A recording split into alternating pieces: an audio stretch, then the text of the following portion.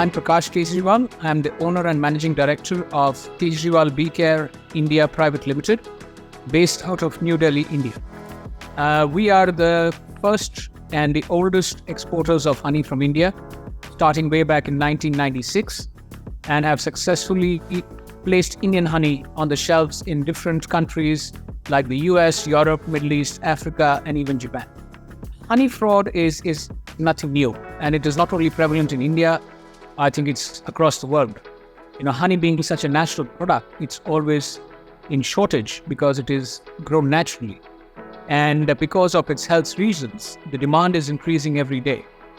So honey fraud is quite prevalent, and Indian consumers are becoming more and more aware of honey fraud. I think the customer today expects companies or brands to give full disclosure, traceability, and ensure that the product that they're buying is pure honey and not laced or adulterated with any kind of syrups. Yes, definitely, I think a PR campaign by the honey companies, the honey brands, would definitely help people realize what honey is. A lot of consumers are eating honey without really knowing what the product is. So we have to remove certain myths about honey for brands to be able to provide pure honey to the consumers. Regarding, of course, crystallization, regarding processing, because when we talk about pure honey or not only pure honey, quality honey, we have to try and remove or do as less processing as possible, as less filtration as possible.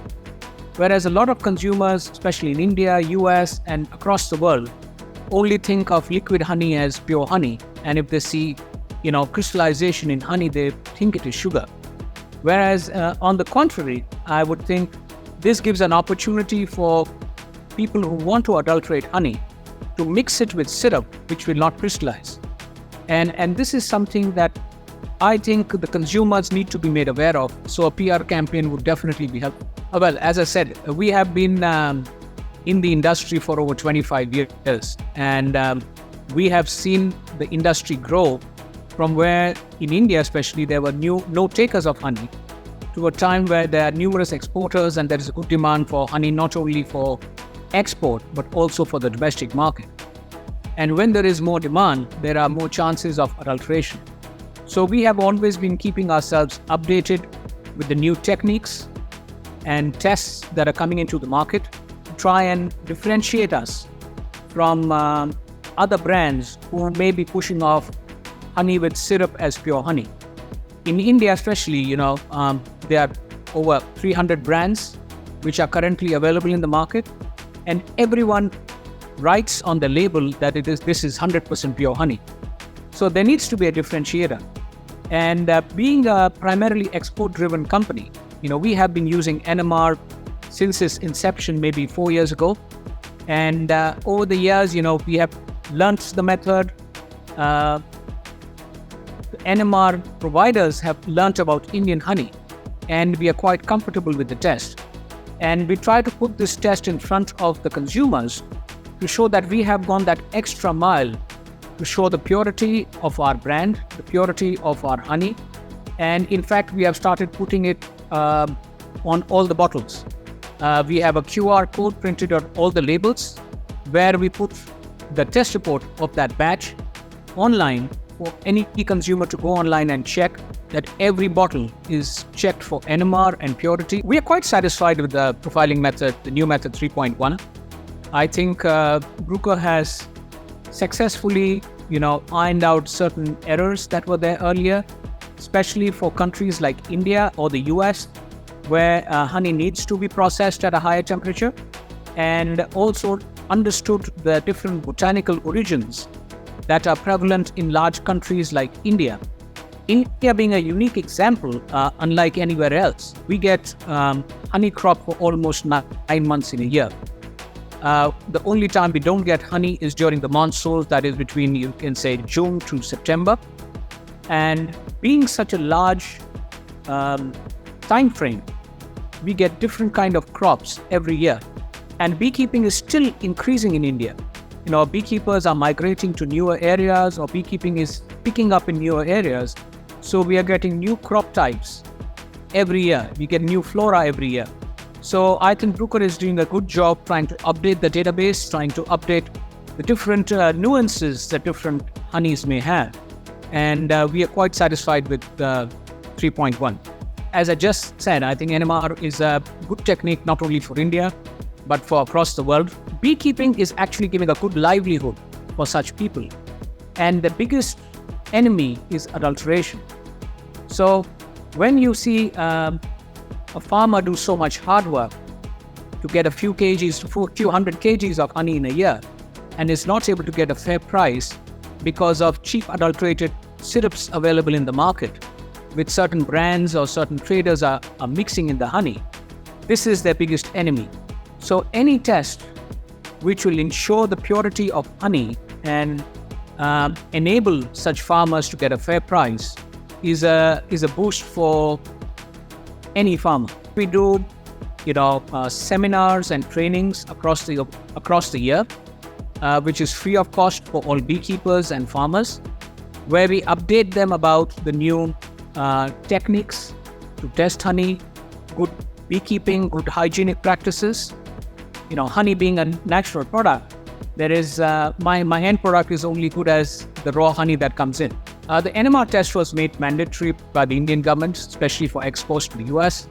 The major reason being that US is our main market. Like US, as everyone knows, is the largest importer of and consumer of honey in the world. And over the years, because there were some doubts on Indian honey raised by, I would say, some competitor countries, we went to our government and asked them to put this new check for all honey that is exported to the US. This was more of a self-check measure to build confidence in our customers and ensure them that all the honey that is coming out of India is pure. And this has been a good result so far. The export numbers from India have actually risen over the last couple of years, and there continues to be a steady demand for quality honey from India. And as far as I know, no other country in the world has put in such self-check measures. So I think it is an excellent step by the government and exporters of India. Well, yes, definitely. I think we should have NMR test mandatory for all honey that is sold in India. Why should we compromise on the quality for our Indian consumers when we are ensuring that only pure honey is being exported? It is just a very obvious answer that if the government knows that there is adulteration and we want to ensure good quality honey is exported, why not we can make it mandatory in India? This will ensure that the Indian consumers are getting a pure product for the price that they are paying and getting the health benefits for the honey that they use. NMR, I think, is a better test as compared to some of the other tests available in the market. Honey has been evolving over the last 2 decades, especially, and adulteration has also become an issue, a bigger issue, I think, over the last 2 decades because of the demand. And the older testing methods like the C3, C4, they have been moving along, but the adulterators have found a way of, to bypass them. And those methods, besides the C4, the labs have still not been able to kind of synchronize their own testing.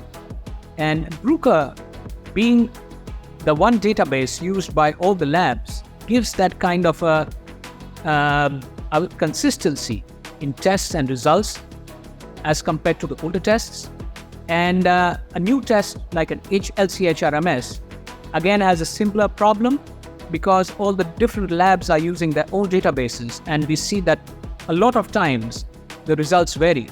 As a honey exporter, I think it is a bigger sin to reject pure honey as a false positive rather than allow some adulterated honey to go through, because then you're questioning the integrity and the hard work of the beekeepers that has gone in. And with the adulteration, the syrups are cheap, which can be mixed into honey, and the beekeepers don't get a fair price. Adulteration checks like NMR in place, the beekeepers will get a fair price for their hard work, for the pure honey that the consumers are paid. Now the new syrups that are being made are all being made with enzymatic reaction. Be it rice, be it beetroot, be it tapioca. And it becomes very difficult for normal tests to bifurcate them or differentiate between, honey and syrups when it is blended. So that's why NMR being non-targeted, they can differentiate on the graph where the normal peaks for honey are and which cannot be matched. These do not have all the good enzymes that honey has, and for which the consumers are actually using honey for the health benefits. And some of these syrups are starch-based. So whereas you are trying to have a healthy product, you're actually consuming starch in the form of sugar, and you're actually doing harm to your body. Some people just call it an economic motivated adulteration, and it is not a criminal offense. But I think it is a criminal offense because you're playing with the health of the consumers.